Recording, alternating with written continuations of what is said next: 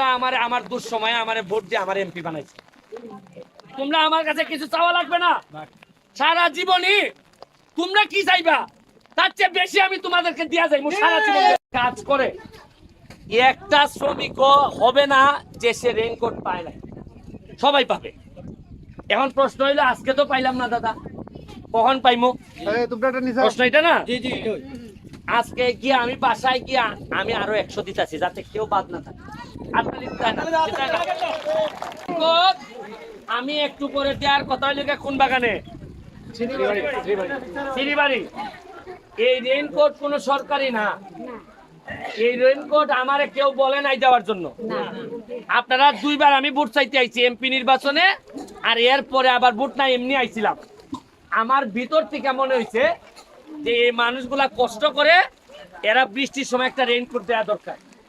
আমি আজকে 200 আনছি, তাইলে এর মানে আরো কিছু লোক বাকি আছে। তাই নাই, কারা কারা হাত তুলেন, কোনো আওয়াজ নাই। হাত দাও,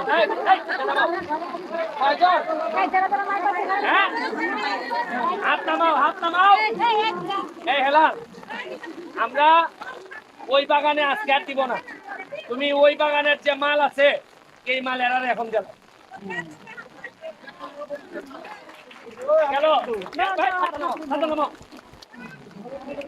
এখন দাঁড়াও। এখন লিস্ট করে করিয়া আমি গেলে পরে লিস্ট করে করে যারা এখানে উপস্থিত আছে সবাই দিলাম। আমার কথা আমি আইছি একটা যত্ন করে ভালো মন নিয়ে। তোমরা আচরণে যদি আমি কষ্ট পাই আর আমি আর আইবো? আমি বারবার বলতেছি এই কথা আমার কেউ কয় নাই একটা আমার রেইনকোট দাও। আমার নিজের মনে হয়েছে যে আমার লোক বিস্তাছে, এই জন্য আমি নিয়ে আইছি। আর তোমরা নিজেরাই যদি হাওয়া কাল্লা করো তাহলে আমার লোকজন কইব কি, আরে বেটা রাখ, এরা দম লাগতো না, এরা একটু হাল্লা কাল্লাই করবো। তোমরা নিজেরা বাইক খাইতেছো। একটা কথা, আমার গার্মেন্ট ওয়ার্কার মনে করেন সেন্টারে আছে 300 জন। আচ্ছা, অলটি আছে 140 জন। এই সব আছে না? আচ্ছা আচ্ছা, তাহলে কত পয়সা না থাকে এই সব। হ্যাঁ হ্যাঁ, ঠিক আছে। তাইলে 300 জন হইলে রেগুলার ও সেন্টার হইলো 300 না কত? হয়ে গেছে। আচ্ছা, যা হচ্ছে এই লিস্ট অনুযায়ী সবাই পাবে। এখন প্রশ্ন হইলো আমি এমপি হিসাবে আমি তোমাদের জন্য কেন এটা নিয়ে আইসা বীজে আইসি। আমি আমার বীজতে কোনো কষ্ট হয় না, আমি ফুটবল খেলি। তোমরা মনে করো না যে এমপি বীজছে এটা না জানি বড় কাজ করছে, তা না। আমি এমনি বৃষ্টিতে বীজা ফুটবল খেলি। তোমাদের এখানে আইসি আমার ভালো লাগে। কেন ভালো লাগে? তোমরা আমার দুঃসময়ে আমারে ভোট দিয়ে আমার এমপি বানাইছো। তোমরা আমার কাছে কিছু চাওয়া লাগবে না। সারা জীবনই তোমরা কি চাইবা তার চেয়ে বেশি আমি তোমাদেরকে দিয়া যাই সারা জীবন। এরপরে এই রেইনকোটের পরে তোমরা লাগে আমি বুটের ব্যবস্থা করতেছি। বুট বুঝো? জুতা হইলে গিয়ে তোমরা এমন সব জায়গায় যাও যেখানে পা কেটে যায়।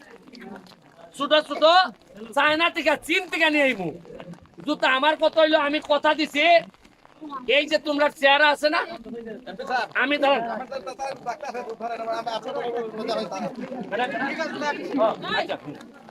এই যে তোমরা চেহারা আছে না, চেহারা আমি দেখতেছি না। আচ্ছা, যে গাছের যত্ন হয় এই গাছ কি সুন্দর দেখে না বৃষ্টি লাগে? যত্ন নেও বইলে সুন্দর লাগে না? আমার ইচ্ছা আমার চা বাগানের শ্রমিকদের এমন ভাবে যত্ন নিব 4 বছর পরে যেন চা বাগানের শ্রমিকের চেহারা দেখতে বোঝা যায় ব্যারিস্টার যত্ন নিছে। আজকে দিচ্ছি রেইনকোট, কালকা দিমু শুনো পাউডার, কি দিব পাউডার।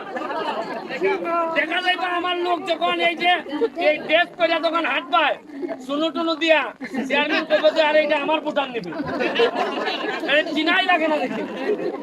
আমারে তো চিনো না তোমরা, আমি যে কি দিব ওই একটা বুটি দিছো আমারে দেখতো না আমি কিভাবে আগুন লাগাই দিই।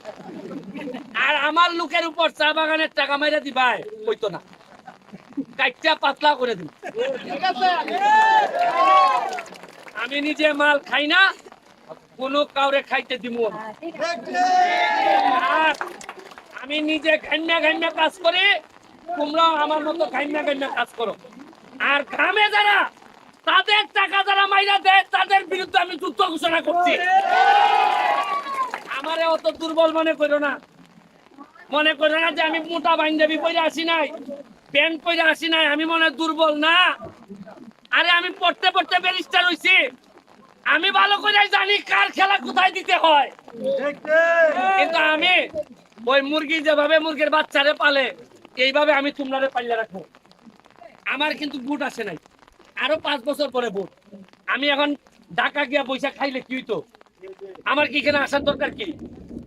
আমি আগামী 5 বছর পরে আইয়া কইতে হইতো যে দিদি গো বুট দাও গো দিদি, আমি নৌকা লই আইছি, দেখ তো তোমরা বুট দিলাইতা। আমি মন থেকে আইছি, মনের ইচ্ছায় আইছি। আমার মনে হইছে যে এরারে আমি কষ্টে রাখিয়া আমার দুনিয়া আখেরাত সব যাইব যদি তোমরা আমার প্রতি বিরক্ত হও। গত 50 বছর ধরে নেতার কি অভাব ছিল? চেয়ারম্যান, মেম্বার, উপজেলা চেয়ারম্যান কম হইছে, এমপি হইছে না, মন্ত্রীও তো পাইছি আমরা। তাইলে এতবার ভোট দিলাই তোমরা, এইবার আমি হওয়ার পর সারা পাইছো না? আম গাছের সারা, এই হেলাল আম গাছের সারা পাইছে নি? আম খাইবাই। তোমাদের সব মন্দিরের দায়িত্ব আমি নিছি। সুতাপাড়া, হাতিমারা, দারাগাঁও মন্দিরের দায়িত্ব একটা একটা করে হইতেছে। তোমাদের পানির টিউবওয়েল বসাইছি আমি আইসা। আমি সুতাপাড়া স্কুলে আমি ফ্যানের ব্যবস্থা করছি। মাত্র 4.5 মাস হয়েছে এমপি হয়েছি। 4.5 মাসে যদি এই কাজ করতে পারি, আরো 4.5 বছর রয়েছে। আমারে বুঝতেছো না আমি কি করবো? খালি একটু ধৈর্য ধরো। হ্যাঁ, না থাকো, মানে আমার চুষে বাচ্চাদের সালার পলাই যায়। এখন হেলাল তুমি যা লাগে সব এখানে রাখিয়ে দেয়, এরা একটা লোক যেন কি ছাড়া না যায়, ঠিক আছে নি? আর চিল্লাই বাইনি এখন ঠান্ডা হয়েছ নি? হ্যাঁ, আমার কাছে আইলে তোমরা গরম থাকতে পারতাই না, আমি ঠান্ডা করে দিব। আর হইল গিয়া এখন ছেলে মেয়ে বিয়ে দেওয়ার সময় তোমরা আত্মীয় স্বজন আছে না সিলেটে? মৌলভীবাজারে আসেনি? বাগানে তোমরা ফোন লাগাইবাই, লাগাই কইবাই এই আমরা তো রেইনকোট পাইছি, তোমরা তো পাইছো না। কিটা কইবাই?